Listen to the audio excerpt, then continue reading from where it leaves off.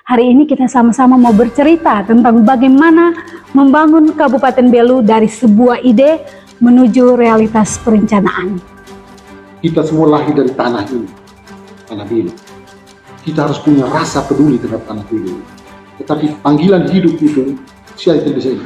Saya lahir di sini, saya hidup di antara orang-orang miskin, saya hidup di antara orang-orang susah. Saya terpanggil untuk datang dan mengabdi ke Belu. Apapun caranya.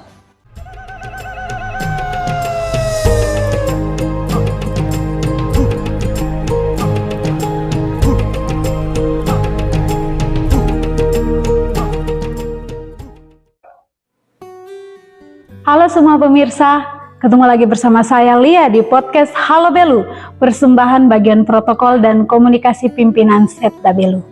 Harapan saya seluruh pemirsa di rumah tentunya dalam keadaan sehat untuk menggapai cita-cita dan mimpi bersama harapan di tahun 2024. Baik seluruh pemirsa di rumah, seluruh pemirsa podcast Halo Belu, hari ini kita sama-sama mau bercerita tentang bagaimana membangun Kabupaten Belu dari sebuah ide menuju realitas perencanaan. Dan telah hadir bersama saya salah seorang sosok aparatur sipil negara yang juga tidak asing lagi di Kabupaten Belu. Langsung saja kita berkenalan bersama Bapak Rine Berebaria ST yang adalah Kepala Badan Perencanaan, Pembangunan, Pengembangan, dan Penelitian Daerah Kabupaten Belu. Halo Bapak, selamat datang di podcast Halo Belu. Apa kabar? Selamat sore, Pak Lia. Selamat sore pemirsa Halo Belu. Ya, kondisi cuaca lagi mendung, tetapi tidak membuat kita menjadi ceria selalu. Semangat ya, luar biasa. Iya, apalagi berada di Badan Perencanaan, Pembangunan, Penelitian, dan Pengembangan Daerah Kabupaten Belu, nama yang cukup berat ya Bapak. Dan seluruh pemirsa podcast Halo Belu juga ingin mengenal sosok Bapak Rene yang tidak asing, biasa kita sapa Bapak Rene. Sosok seorang beliau yang hari ini telah menjadi seorang kepala BP4D. Kira-kira perjalanan Bapak sampai mencapai titik ini, mungkin bisa diceritakan Bapak, pemirsa di rumah, dan saya juga ingin tahu Bapak. Baik. Silakan Bapak. Baik, terima kasih Ibu Lia. Jadi memang perjalanan sampai dengan titik ini panjang sekali ya, harus bicara. Tapi mudah-mudahan pemirsa bisa betah, bisa ini untuk mendengar cerita. Iya, saya. Pastinya Bapak. Terima kasih. Jadi kalau ditanya saya, orang lebih kenal saya dengan nama Rene Bria. Iya. Rene Bria ini anak Tanah Merah, Atang Bua. Oh, luar biasa. Kalau ke Tanah Merah, saya berhak untuk bilang saya ini Akamsi Tanah Merah. Oke. Anak kampung sini. Baik. Jadi, tapi sebenarnya saya lahir di Kupang. Oke, saya Bapak. lahir di Kupang. Dulu bapak saya itu menjadi pegawai kantor pos yang membuka kantor pos di Atang Bua. Jadi waktu saya lahir tahun 1974, kantor pos harus dibuka di Atang Bua. Bapak itu ditugaskan untuk datang ke Atang Bua dan membuka kantor pos di Atang Bua. Waktu itu kantornya di lapangan umum Atang Bua. Sekarang tidak ada lagi. Dulu bekas terakhir itu berfungsi sebagai kantor pramuka di belakang perpustakaan daerah yang lama, depan Telkom. Jadi kami ke Atang Bua tahun 74, saya masih umur sekitar 9 bulan waktu itu. Kami tinggal di Tanah Merah, Atang Bua, dan saya mengenyam pendidikan dari SD sampai SMA itu di Atang Bua. Iya. Jadi saya di SD Katolik 1 Atang Bua di Kampung Pegawai. Iya. SMP, saya melakukan SMP di Atang Bua juga, SMK Don Bosco Atang Bua. SMA saya sempat 1 tahun ke Kupang. Waktu itu saya 1 tahun ke Kupang di SMAK Giovanni Kupang. Tapi begitu tahun kedua kakak harus kuliah ke Bali, Pak Guido kakak kandung saya. Akhirnya orang tua minta saya untuk pulang kembali ke Atang Bua. Jadi akhirnya saya menyelesaikan studi saya SMA di SMA Surya Atang Bua. Tamat tahun 1992. Saya melanjutkan studi di Yogyakarta. Ya, waktu itu saya ke sana sempat ada bermimpinya waktu itu kepingin kuliah di Gajah Mada. Jadi setelah tes berapa kali tidak lulus, saya sempat memutuskan untuk saya mau istirahat sebentar. Tapi karena desakan teman-teman sudah mulai kuliah, akhirnya saya juga harus kuliah. Harus semangat ya. Harus semangat, Iya. harus kuliah. Akhirnya saya memutuskan untuk saya kuliah di D3 di Akademi Teknik IAPN Yogyakarta. Gitu. Setelah itu 3 tahun saya melanjutkan. Saya punya cita-cita mimpi yang dulu. Akhirnya saya bisa masuk lewat jalur ekstensi. Saya masuk di Gajah. Oh, luar biasa. Arsitektur. Jadi, jadi ini sebenarnya kenapa nanti akan berhubungan dengan kenapa saya jadi kepala berbeda itu menjadi passion saya, karena saya ini seorang arsitek. Arsitek ini adalah perencana. Jadi kurang lebih seperti itu. Jadi kurang lebih di UGM sekitar 2 tahun, akhirnya tamat dan pulang dan berbalik kembali atau dua. Luar biasa ya. Sebuah mimpi yang akhirnya tercapai. Tapi kami percaya bahwa mimpi dan harapan Bapak tidak cukup sampai di situ ya. Iya, Bapak kan seperti yang kita tahu bahwa Bapak adalah seorang aparatur sipil negara. Mungkin bisa diceritakan atau dibagikan kepada seluruh pemirsa di rumah, bagaimana Bapak bisa menjadi seorang aparatur sipil negara? Karena dengar-dengar sepertinya Bapak tidak ingin ya, awalnya. Itu mimpi orang tua ya. Baik, terima kasih. Jadi begini Ibu ya, pemirsa di rumah. Jadi saya sedikit berbeda dengan teman-teman yang lain. Iya. Saya seorang tamatan, saya seorang waktu itu fresh graduate, saya pulang dari Jogja. Itu tahun 2000. Tahun 2000 itu pada saat kondisi Belu itu lagi banyak-banyaknya pengungsi dari Timor Leste masuk ke, waktu itu dari Timur Timur masuk ke Atambua. Sehingga waktu itu saya datang, hanya mungkin dalam waktu 1 bulan saya sudah berhasil melamar dan saya diterima bekerja di satu LSM internasional namanya Community and Family Service International. Dia adalah sebuah NGO dari Filipina. Kerja masuk, begitu masuk, karena itu NGO waktu itu berbeda dengan waktu itu aparatur negara juga sempat jadi, tapi begitu masuk NGO begitu banyak, kami waktu itu diterima kerja dengan standar salary yang cukup tinggi. Jadi akhirnya saya betul-betul merupakan ASN. Dan memang begitu saya kerja di LSM, saya merasa ini saya punya passion. Menemukan diri di situ ya. Karena ini pengabdian buat masyarakat yang sebenarnya itu ada di LSM. Menurut saya waktu itu. Dan begitu kejadian setelah itu kejadian PW harus keluar dengan semua LSM dari Atambua akibat ada sedikit chaos waktu itu. Akhirnya saya mengungsi ke Jawa. Saya mengungsi ke Jawa waktu itu sempat sebentar, ada kursus segala macam. Akhirnya saya dipanggil pulang karena waktu itu ada tes CPNS. Dipanggil pulang oleh Bapak. Datang dan harus ikut tes CPNS. Sempat ada perdebatan hati yang luar biasa. Saya pikir sudahlah. Saya ikuti orang tua ya. Saya pulang dan saya menyenangkan hati orang tua. Saya tes. Nah, akhirnya pulang, saya tes. Tes di ini, setelah itu saya kembali. Setelah tes saya kembali ke Jawa. Ke Jawa. Ke Jawa karena mohon maaf waktu itu saya sudah ada istri. Ada saudari istri dari saya dan istri sedang hamil mengandung anak saya. Jadi waktu itu saya pulang tes dengan harapan saya tes waktu itu saya tidak boleh lulus. ini baru terjadi ya Bapak. Saya pulang dan merasa saya tidak lulus. Tapi kebetulan waktu itu lowongan yang dibuka untuk arsitek waktu itu CPNS dulu itu hanya 2 dan kami yang tes hanya 3 orang. Jadi saya ini harap cemas. Ini kira-kira saya lulus mau terlalu ngawur juga tidak bisa. Saya jalani saja. Ternyata saya pulang 2 minggu dan waktu itu saya dinyatakan lulus. Diberitakan oleh Bapak ya. Menangis bukan karena banyak, karena menangis dan saya menyesal. Kenapa saya harus lulus? Padahal begitu banyak orang yang ingin menjadi ASN Bapak. Waktu saya berpikir bahwa saya punya hidup itu sudah di NGO, bukan di pemerintah. Saya harus di yang non government. Tapi ya orang tua sudah menerima. Saya sempat tidak mau pulang untuk registrasi ulang waktu itu. Pertengkaran bergumul ya Bapak. Begitu lama. Akhirnya saya putuskan dengan perkuatan dari mertua, istri, sudahlah ini rezekinya anak. Akhirnya saya pulang dan menjalani dan sampai sekarang. Dan akhirnya menyadari bahwa pengabdian yang sebenarnya ada di pemerintah. Luar biasa ya Bapak. Semoga ini menginspirasi Bapak Ibu dan seluruh pemirsa yang ada di rumah untuk bagaimana meraih mimpi dan cita-cita. Jadi pilihan itu bukan berarti itu bukan mengabdi Bapak ya. Rencana dan harapan Bapak semoga mimpi-mimpi selanjutnya juga akan tercapai. Nah, melihat profil Bapak sendiri, perjalanan berawal dari arsitektur dan setelah itu mengabdi di BP4D cukup lama dan akhirnya sekarang menjadi seorang kepala BP4D Kabupaten Belu.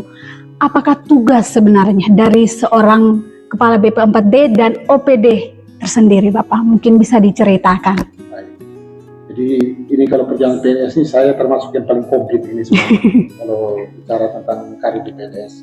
Jadi saya ini, saya awal saya dari PNS ya. Saya CPNS dan PNS sekitar 2 tahun itu saya di PU. Jadi waktu saya lulus PNS itu formasinya di PUPR. Iya. PUPR, saya masuk di sana kurang lebih 2 tahun lebih. CPNS 1 tahun, PNS kita 2 tahun lebih. Setelah itu saya dipindahkan ke Bapeda waktu itu. Iya, Badan Perencanaan Pembangunan daerah waktu itu. Nah, kurang lebih waktu itu saya dari staf sekitar 2 tahun sampai akhirnya saya dapat eselon 4 di sana di Bapeda sebagai kasubit penelitian di sana waktu itu.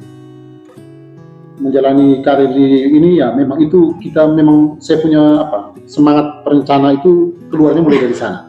Walaupun itu saya di bidang penelitian, tetapi begitu kita masuk di Bapeda, kita punya semangat perencana, dia punya iklim perencana itu kuat sekali di Bapeda karena segala macam OPD itu harus berasistensi, merencanakan harus mulai dari Bapeda. Saya di situ sebentar, kurang lebih ini terus saya pindah ke lingkungan hidup. Sebagai kasubag perencanaan kurang lebih sekitar 2-3 tahun di sana. Setelah itu saya dipindahkan lagi ke inspektorat. Saya sempat jadi di inspektorat itu agak lama. Sekitar hampir 5 tahun kalau saya tidak salah ingat. 5 tahun saya sebagai kepala seksi urusan kemasyarakatan kalau saya tidak salah ingat. Itu di salah satu Irban. Waktu Irbannya ada 4 karena dulu Irban itu cakupannya adalah wilayah. Jadi kami dapatnya di Rehat sana.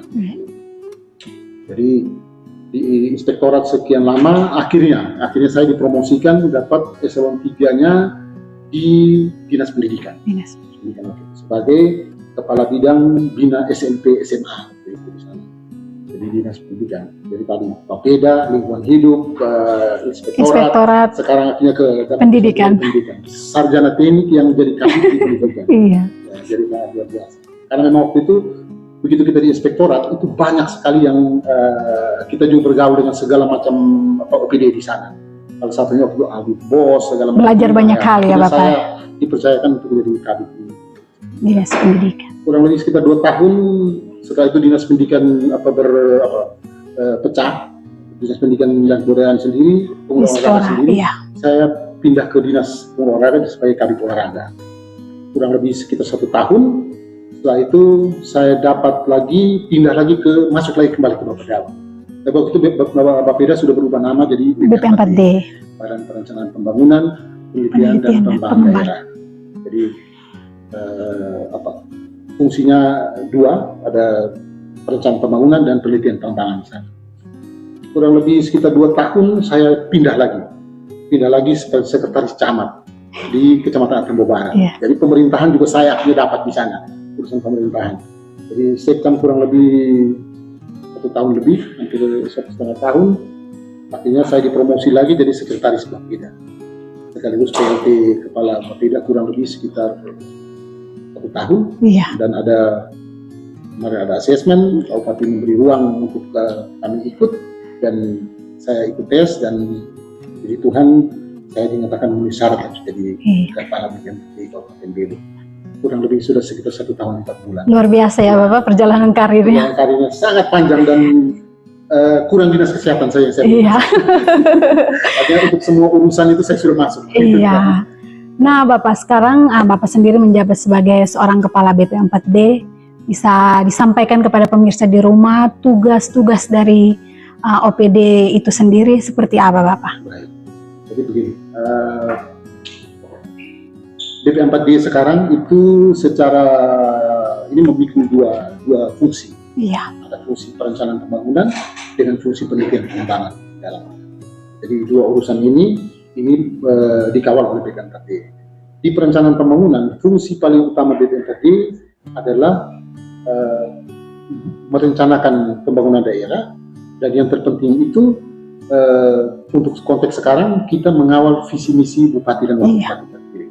Kami menyusun dokumen perencanaan itu, kami kawal, kami evaluasi, kami pastikan semua yang di indikator-indikator yang disepakati dalam PJMD itu harus dijalankan dengan baik oleh seluruh OPD yang ada di Kabupaten Belu. Iya.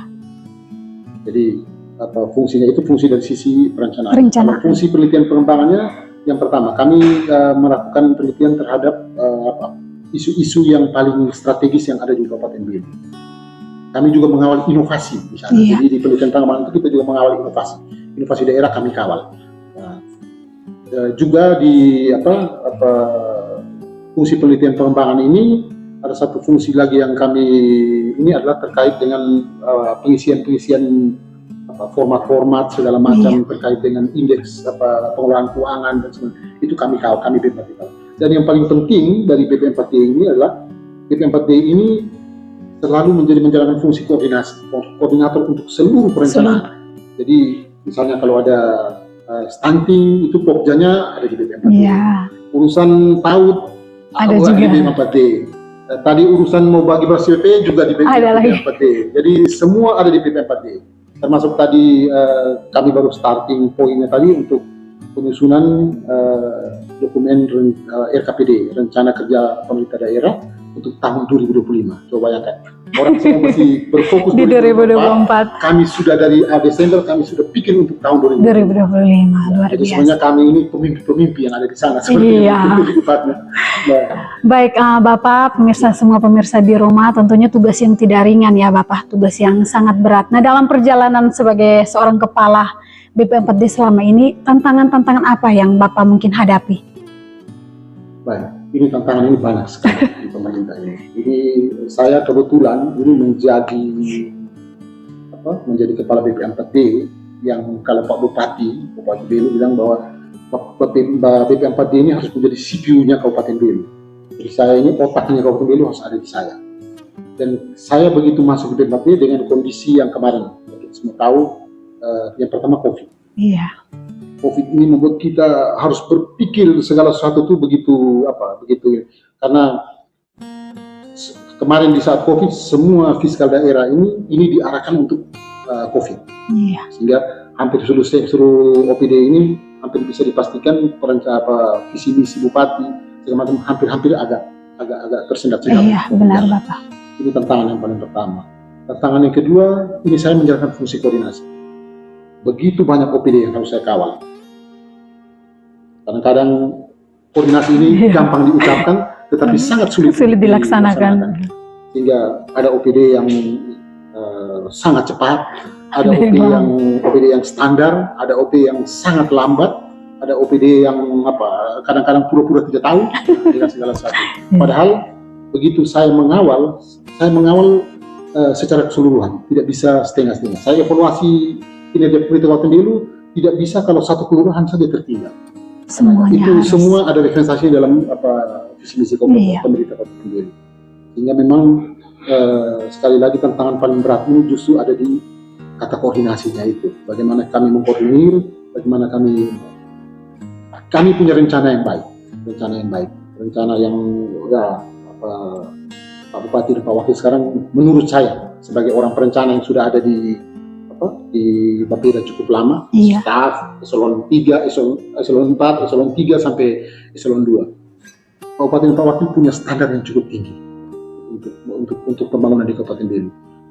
Tetapi dengan ketersediaan fiskal yang ada, tidak bisa semuanya kami laksanakan. Sehingga kadang-kadang ada capaian-capaian yang kami harus bagaimana berpikir supaya dia tidak bisa dicapai tanpa fiskal dari Kabupaten Belu. Solusinya kami kadang-kadang cari sumber pendanaan dari luar, atau kadang-kadang kami harus paksa untuk berinovasi melaksanakan program tanpa ada anggaran, dan itu bisa ternyata. Luar biasa. Ini bukti yang paling nyata. Kemarin kita berinovasi, Pak Bupati terima, kita punya 3 award tahun 2023 kemarin. itu semua tanpa ada biaya dari pemerintah. Dan semuanya berjalan. Semuanya bisa berjalan dengan baik. Jadi saya mau sampaikan di Indonesia, sampaikan di teman-teman semua bahwa di saat kita mau melaksanakan sesuatu, kita sudah mulai berpikir anggaran, maka di situ kita sudah gagal. Ada yang memang harus, misalnya kita bikin jalan tidak bisa dengan semangat saja. Jalan hot mix tidak bisa dengan semangat. Tapi ada kegiatan-kegiatan yang kita bisa lakukan juga dengan kita punya semangat dan bagaimana kita berinovasi untuk program ini bisa jalan. Iya, Bapak. Baik Bapak dan seluruh pemirsa di rumah, tentunya berbicara mengenai perencanaan yang adalah RPJMD, tidak terlepas dari Renja dan Renstra, dan yang akan dieksekusi oleh setiap OPD. Tentunya ada tujuan, sasaran, dan sebagainya. Mungkin pemirsa di rumah juga ingin tahu Bapak mengenai ini, mengenai perencanaan dari BP4D sendiri.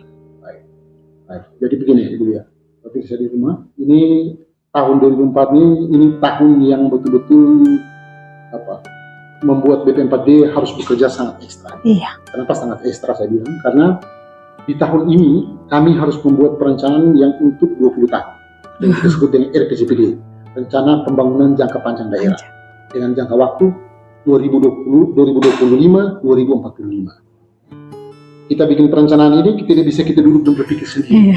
Harus semua stakeholder, dan kita tidak bisa jalan sendiri Kabupaten Belu.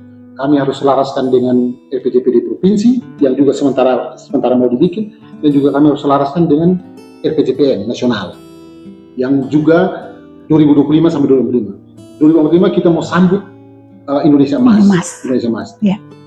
Apa yang mau dicapai nasional, Belu harus ikut berkontribusi.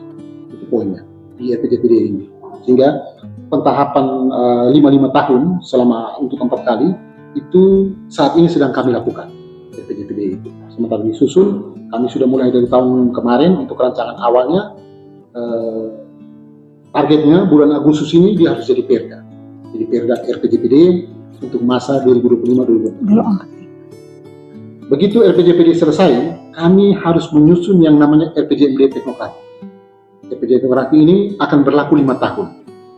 Sebenarnya kita punya RPJMD masih berlaku 2021-2026. Yeah. Tetapi karena mau ada pilkada serentak di tahun 2024, sehingga RPJMD Teknokratik tetap harus kami buat. Kenapa? Karena bupati dan wakil bupati yang mau maju di kontestasi 2024 nanti, dia menyusun visi misi harus mengacu kepada RPJMD Teknokratik. Nah, di samping itu, kami menyusun RPJMD Teknokratik yang harus jadi setelah RPJPD tadi, kami juga harus menyusun yang namanya RKPD, Rencana Kerja Pemerintah Daerah. RKPD ini berlaku setiap tahun. Ini yang menjadi landasan pemerintah daerah melakukan kiat pembangunan di tahun berkenaan. Ini kami sedang menyusun, 2004 kami sudah susun dari Desember tahun 2022. Dan ini kita mau jadi APBD di tahun 2024. Yang nanti untuk jalan 2025 kami sudah mulai kemarin dari Desember. Dan saat ini kami mungkin 1 minggu lagi kami akan segera melakukan konsultasi publik untuk RKPD tahun 2025. Nah, RKPD ini yang nanti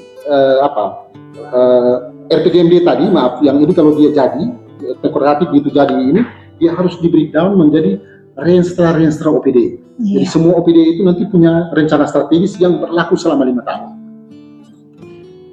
OPD punya rencana 5 tahun, Bupati punya RPJMD 5 tahun. Nah, RKPD yang kita susun tiap tahun itu breakdown dari rencana OPD yang dibuat menjadi rencana kerja masing-masing perangkat daerah. Itu disusun di mereka ini. Sekarang kami sudah mulai minta mereka untuk masukkan prarenjanya.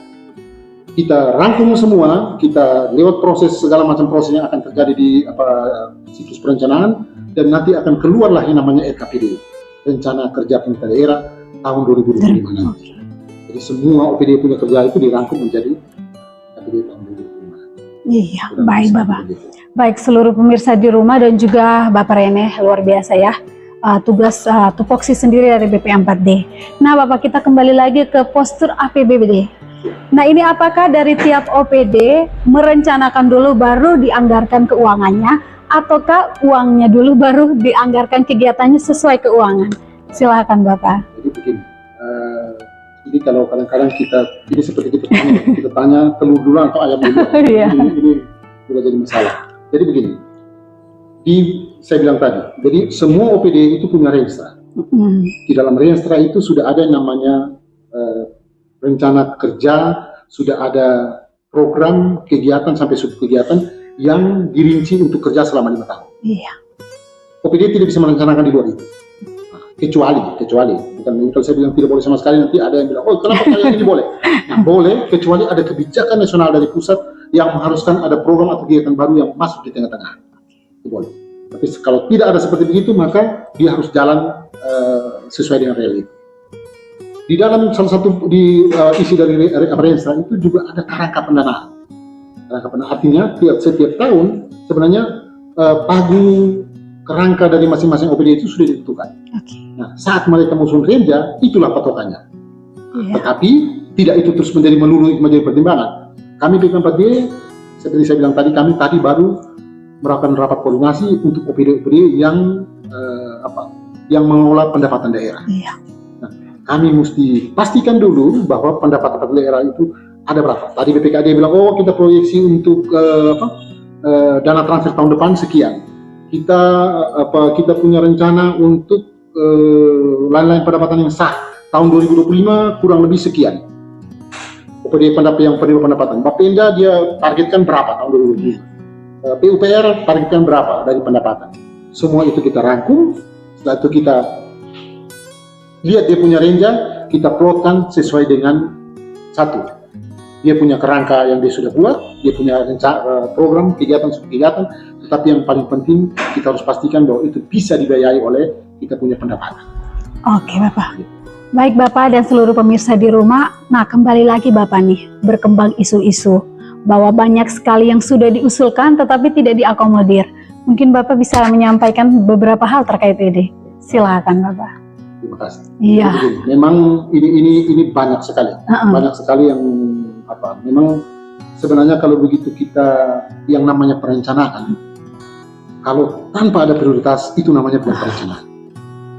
Itu gampang kita lakukan. Uang tanpa batas, semua daftar kebutuhan yang kita kasih, daftar belanja kita kasih, kita eksekusi semua. Itu bukan perencanaan. Tapi karena ada keterbatasan anggaran, maka itulah perlu adanya perencanaan. Perencanaan itu kita harus memilah mana yang paling prioritas. Sehingga memang untuk 2024, 2025 kami sementara hari ini tidak akan berdiskusi dengan Pak Bupati, Pak Sekda. Kami sudah punya konsepnya, tapi saya tidak elok untuk saya sampaikan sebelum ada diskusi. Tapi contoh untuk 2024, kita ada beberapa fokus yang kita harus wajib kita buat. Yang pertama, penanganan SPM. Itu wajib kita lakukan. Yang kedua, pemilu kada. Itu wajib kita anggarkan karena suka tidak suka pemilu harus jalan. Pemilu kada harus jalan. Yang ketiga, stunting. Itu harus kita prioritaskan. Iya. Yang keempat, ini terkait dengan kemiskinan ekstrim. Sesuai dengan kita punya tema APBD, 2024 APBD harus diarahkan untuk penyelesaian kemiskinan ekstrim. Saya sebelum datang tadi, saya ketemu dengan Pak Kabulong. Ini salah satu upaya, bukan salah satu program nasional dalam rangka pengentasan kemiskinan ekstrim lewat program yang mengeksekusi pengurangan beban biaya itu lewat pembagian beras CPP kepada masyarakat tidak mampu. Basis datanya data P3K yaitu pensasaran percepatan penurunan kemiskinan ekstrim. Itu akan segera dieksekusi di bulan Januari. Berarti itu adalah agenda-agenda prioritas tahun 2024 ya Bapak. Dan ini gayung bersambut. Kalau begitu ada program nasional yang masuk, itu tanpa kita sadari, walaupun kita tidak membiayai dengan APBD, tetapi APBN bisa membiayai. Karena kita program itu kita selaras dengan prioritas nasional. Luar biasa ya. Baik Bapak, luar biasa pekerjaan dan juga tupoksi dari BP4D sendiri. Semoga semua boleh berjalan dengan baik ya Bapak. Dan akhirnya Bapak bolehkah memberikan sedikit motivasi dan harapan untuk seluruh pemirsa di rumah dan juga seluruh ASN di Kabupaten Belu? Terima kasih banyak. Ini saya kasih motivasi dari saya perjalanan saja, perjalanan hidup. Jadi mungkin begini, saya mau sampaikan ini mudah-mudahan bisa didengar oleh generasi muda di Kabupaten. Kita semua lahir dari tanah ini, tanah Belu. Kita harus punya rasa peduli terhadap tanah Belu. Saya bisa, Pak Bupati sudah ambil contoh. Ini saya minta maaf, kenapa saya memilih Pak Bupati? Pak Bupati sudah begitu bergelimang harta di Jawa sana. Tapi karena dia punya panggilan bahwa dia merasakan tanah ini, dia lahir di tanah ini, panggilan itu dan dia ke Bali. Saya secara pribadi, dulu kalau saya tamatan UGM waktu itu, arsitek, kalau saya ke Jakarta, saya sekarang jadi apa? Tetapi panggilan hidup itu, saya tidak bisa ini. Saya lahir di sini, saya hidup di antara orang-orang miskin, saya hidup di antara orang-orang susah, saya terpanggil untuk datang dan mengabdi kepada Belu. Apapun caranya, tapi bagaimana kontribusi kita terhadap Belu? Kalau kita mau kita mau tidak peduli dan kita mau hidup di tanah rantau, mungkin kita hidup lebih baik. Tapi tanah rantau sudah maju. Siapa? Ini akan semakin tertinggal Belu ini.